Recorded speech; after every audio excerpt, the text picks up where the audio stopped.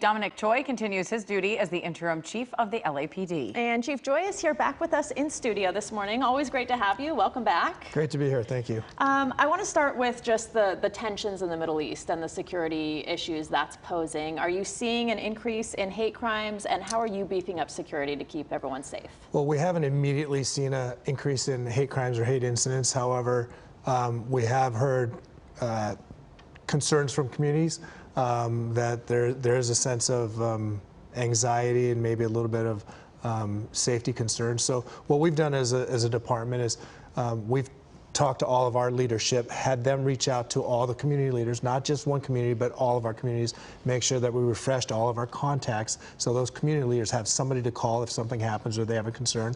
And then I've also directed and asked for extra patrol in all the communities that might be affected by this conflict to let them know that we are there for them, regardless of what community they're in, and that we're there to support them, that they have a contact and they can reach out to us anytime. So that relationship is really important. Yeah, we know what else is important is the relationship between you and the mayor. I want to ask you a question about the mayor in her State of the City address spoke about the public cost of homelessness and police having to respond to calls. She called for a private-public partnership for wealthy residents to pick up some of the costs. What are your views on that when it comes to policing? Well, first of all, if there's criminal behavior involved, it's our job. It's a police job. Right. It's difficult to bring in private money or private funding for that. That should be, public safety is my task, and our officers will make sure that aspect is handled. But when it comes to homelessness and housing or services and things like that, I think we all know it's very expensive. Mm-hmm. And a one-time fix of putting somebody in an interim housing or a permanent housing doesn't solve the homeless issue. That person or those people need to be trained, need to be educated, need to be given care so they can sustain themselves beyond that. That takes a lot of time and money, and so if the city or the government can't fund that, I absolutely welcome private funding to help in that, because we have to do something about the homeless issue. Let's also talk about these new numbers that came out. The Board of Police Commissioners, you reported to them that violent crime is up almost 3% compared with last March. Robberies increased by 9.5%. Homicides up this year compared to the same point in 2023. What do you attribute this to, and what are we doing to fix it? Let me first put the numbers in perspective. So numbers are just numbers, right? So early on in January, when we first started the year, our crime numbers were down compared to last year because last year we had a spike in January.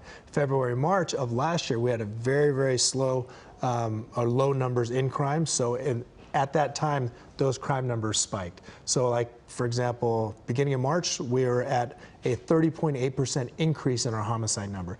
That may seem extremely high, and it is. One homicide's too many, right?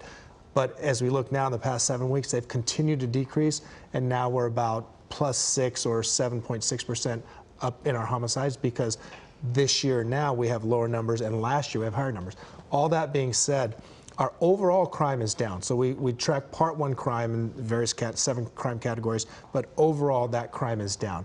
Our overall violent crime as of last Monday was down 0.6%, and our overall property crime was down 4.3%, and our overall crime is down 3.6%, something like very close to those numbers as of Monday. So last 5 to 6 weeks, we've been trending down in our crime. But I attribute that as, first of all, there's fluctuations in crime year over year. Weather it does have an impact. Our deployment numbers have an impact. However, I think the part of our mission is to not only address the numbers, but address the perception of crime. Yeah. Mm-hmm. So I think if somebody feels safe, even though an incident happens in their neighborhood or they're affected by it, if they have contact with our police, they have relationships and they can get help when they need it, I think it really brings down the anxiety level and increases the feeling or perception of safety. That's what we're trying to do with our community policing efforts. Yeah, I feel like even in my neighborhood, if I see a police officer driving through the neighborhood and their lights and sirens aren't on, they're just driving through, you feel better about things, right? But you have to have staff in order to do that. What are you looking at in terms of trying to beef up staffing? So we're firing on all cylinders and trying to hire every qualified person that we can. We've been not meeting the mark historically, well, not historically, in the past couple of years. We're averaging about 35 recruits per class.